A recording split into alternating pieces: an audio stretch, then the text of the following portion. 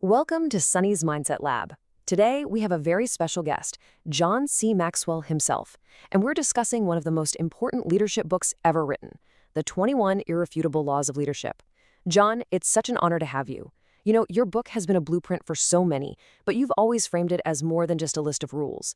Could you tell us about this 5-stage journey a leader takes? Sunny, thank you so much for having me. I'm really excited to walk through these laws with your audience, and you're exactly right. It's not a checklist, it's really a developmental path. See, true leadership is a journey that starts from the inside and works its way out.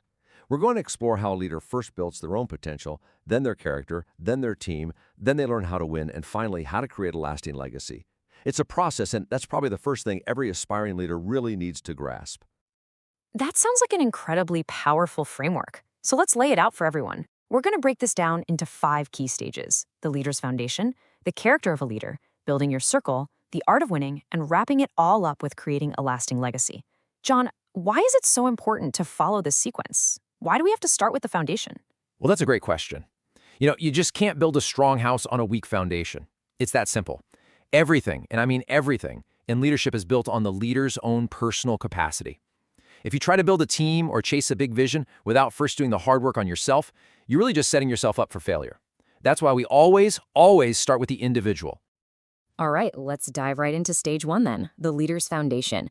And the subtitle here says it all: establishing your personal potential. John, this feels like it's all about looking in the mirror before you ever try to lead a team out the door. What's the core idea here? You've hit the nail on the head. Before you can lead anyone else, you have to be able to lead yourself effectively. This is all about getting honest about your own strengths, your weaknesses, and most importantly, your capacity for leadership. This foundation is what determines just how high you can build anything. And that brings us perfectly to our first law, the law of the lid. The visual here is so clear. It shows this direct link between your leadership ability and your overall effectiveness. John, can you unpack this for us? What does it really mean to have a lid on your potential? Sure, think of it this way. Let's say your personal talent, your drive, your great ideas, let's rate all that at an 8 out of 10. But your leadership ability, it's only a 4. Well, that 4 becomes the lid on your potential. You will never, ever perform at a level higher than your leadership ability allows. I have seen so many brilliant, talented people who hit a hard ceiling in their careers, and it's not because they lacked skill. It's because they lacked leadership. They couldn't rally a team, they couldn't inspire a vision, or navigate through tough challenges. Their leadership was the lid. Wow. So it's not really about how talented you are as an individual, but about how well you can lead others to multiply that talent. Precisely. Your leadership ability literally determines the height of your personal and your organizational success. Full stop. That's a really powerful and maybe even a little bit of a sobering thought for a lot of people. So if we have a lid, the obvious next question is, how on earth do we raise it? And that brings us to the law of process. Right, and this is the hopeful part of the whole equation. You see, leadership isn't some overnight transformation. It's a process. It develops daily, not in a day. You raise that lid by committing yourself to a lifetime of learning. It's the books you read, the seminars you go to, the mentors you listen to, and honestly, it's the small, disciplined choices you make every single day that compound over time. So beyond that personal growth, what's another really key foundational skill for a leader? Oh, that would have to be the law of navigation. This law says that, look, anyone can steer the ship, but it takes a real leader to chart the course. A manager can keep things running day to day, but a leader sees farther down the road. They're the ones anticipating the icebergs, planning ahead, and giving the crew this deep confidence that they know exactly where they're going and how they're going to get there. Okay, so we've established that leadership is this daily process of raising our personal lid and learning to navigate. Now we're moving on to stage 2, the character of a leader. I love this subtitle, Building the Inner Qualities That Attract Followers. John, what's the big shift in focus here? Well, once you commit to your own growth, the focus has to turn inward, to the very core of who you are as a person. This stage is all about developing the qualities that make people want to follow you, not because they get a paycheck, but because they are genuinely drawn to your character. At its heart, it's all about building trust. And that leads us right to the law of solid ground. The slide just says trust is the foundation. This feels absolutely critical. It's completely non-negotiable, Sonny.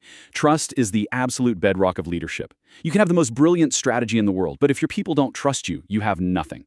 Character is what communicates consistency and respect. I mean, think of someone like Abraham Lincoln during the Civil War. His integrity, his character became the solid ground that a whole nation could stand on.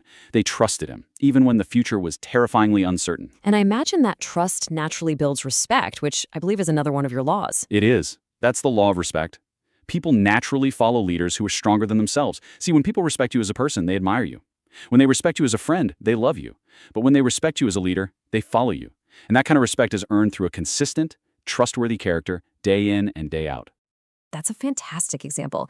And that trust leads directly to this next law, doesn't it? The law of influence. The quote here is so powerful. The true measure of leadership is influence. Nothing more, nothing less. John, why is influence the ultimate measure? Because a title doesn't make you a leader, a title makes you a manager. That's just positional leadership. It's the lowest level. Real leadership is measured by your ability to influence others, and that has to be earned. This leads to what I call the law of E.F. Hutton. When the real leader speaks, people listen. You've seen it in meetings, right? The person with a title speaks, and everyone's polite. But then another person speaks up, and suddenly everyone leans in. They start taking notes, and the whole direction of the room just changes. That second person, that's the one with real influence. So how does a developing leader start to build that kind of authentic influence? Well, it comes from a few places. First, there's the law of connection. Leaders have to touch a heart before they can ask for a hand. You've got to connect with people on an emotional level to really understand their dreams and their struggles. It also comes from the law of magnetism. Who you are is who you attract. If you're a positive, hardworking, visionary person, guess what? You're going to attract other positive, hardworking, visionary people. And then, guiding all of this is the law of intuition. Leaders just see things others don't. They have this innate ability to read situations, trends, people, and make calls based on that sense. It's like a leadership sixth sense, and it's honed by experience and character. Okay, so this is incredible. We've built our foundation, we've honed in on a whole suite of character laws. Now we're starting to move outward with stage 3, building your circle. The subtitle is cultivating and empowering others. John, why is this the next logical step in the journey? Because leadership is not a solo act. It just isn't. A leader's potential is always capped if they try to do everything themselves. The greatest leaders I've ever known understand that their success is determined by the people they surround themselves with. This stage is all about that critical shift from me to we. This brings us to the law of the inner circle. And wow, the idea that a leader's potential is determined by those closest to them, that's huge. How should a leader really think about building that inner circle? You have to be incredibly intentional about it. Your inner circle should never be composed of yes men. You need people who bring different strengths to the table, just like the slide suggests. These are the people who are going to challenge you, support you, and cover for your weaknesses. Who you choose to spend your time with and who you listen to will, without a doubt, determine the entire trajectory of your leadership. So it's a very strategic process. It's not just about who you like. Absolutely, 100%. It's about building a team that collectively is far stronger than any single individual.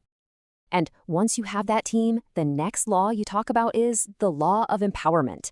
The slide says, only secure leaders give power to others. That is such a profound statement.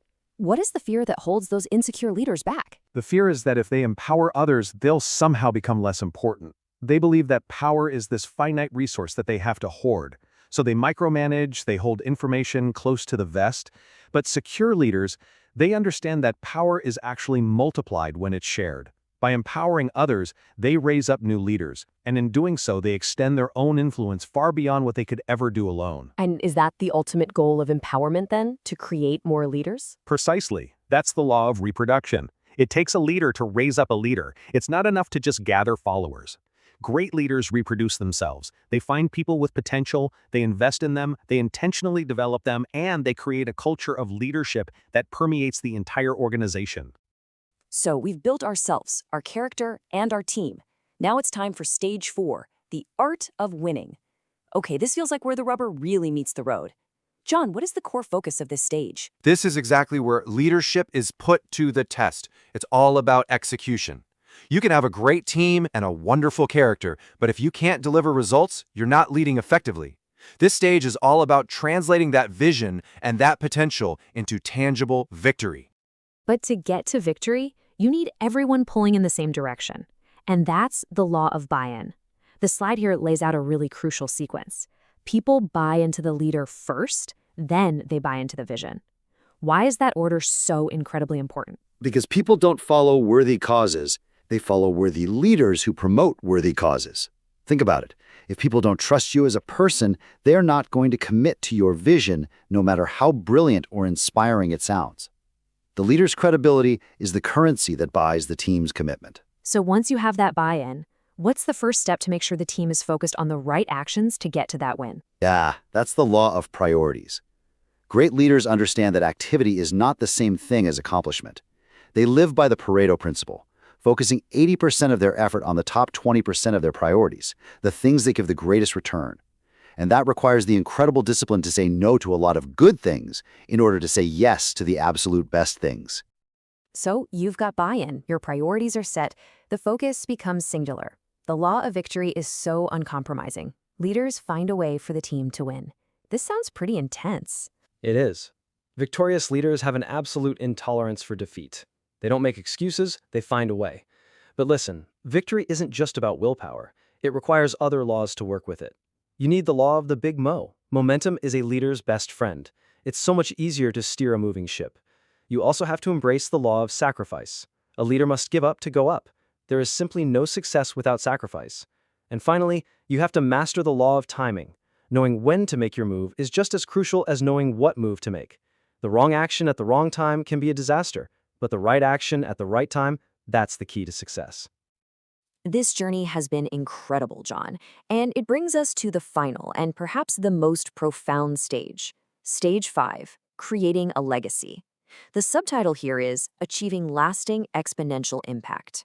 How does a leader make that mental shift from just winning today to building a legacy that lasts for tomorrow? This is the ultimate evolution for a leader. It's the big shift from success to significance. See, success is about what you achieve for yourself. Significance is about what you do for others. Legacy-minded leaders understand that their ultimate impact isn't measured by what happens during their tenure, but by what continues to happen long after they're gone. And that brings us to the law of explosive growth, which gives us such a powerful visual for this idea of legacy. Can you explain the difference between leadership addition and leadership multiplication? I'd be happy to. If you focus only on gathering followers, you grow by addition. You add one person at a time. Your impact is always limited to your personal reach. But if you want explosive exponential growth, you must develop leaders. When you pour your life into a leader, you're not just influencing one person, you're influencing that leader's entire network. And they go on to develop other leaders, who then develop other leaders. That is multiplication. That's how you build a movement that has a life of its own. And that really is the ultimate test, isn't it? The law of legacy. A leader's lasting value is measured by succession. What does that actually mean in practice for a leader today? It means that the greatest testament to your leadership is not the buildings with your name on them, but the strength of the organization and the capability of the leaders you leave behind. Ask yourself, did you create something so dependent on you that it crumbles the moment you leave?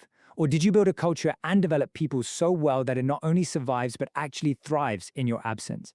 That's the real question. Your legacy is what your people do after you're gone. So to recap this entire incredible journey, it all starts with you raising your own potential with the law of the lid.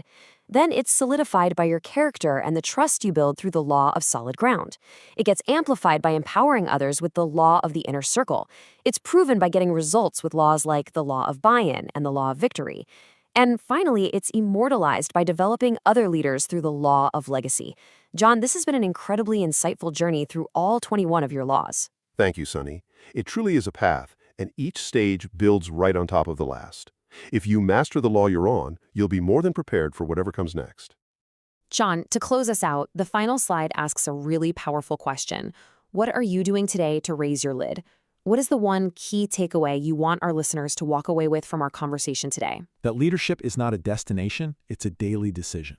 It's not reserved for a chosen few. It's for anyone who is willing to embark on the process. Your leadership journey starts right now, with the next book you decide to read, the next question you ask, the next person you choose to encourage. The single most important investment you can ever make is the investment in yourself. Because it's only by raising your own lid that you earn the right and the ability to lift others to theirs. John, thank you so much for sharing these 21 powerful laws with us. This conversation is going to help so many emerging leaders today. It was truly my pleasure. Leadership is a journey, and I just hope these laws help guide your listeners forward.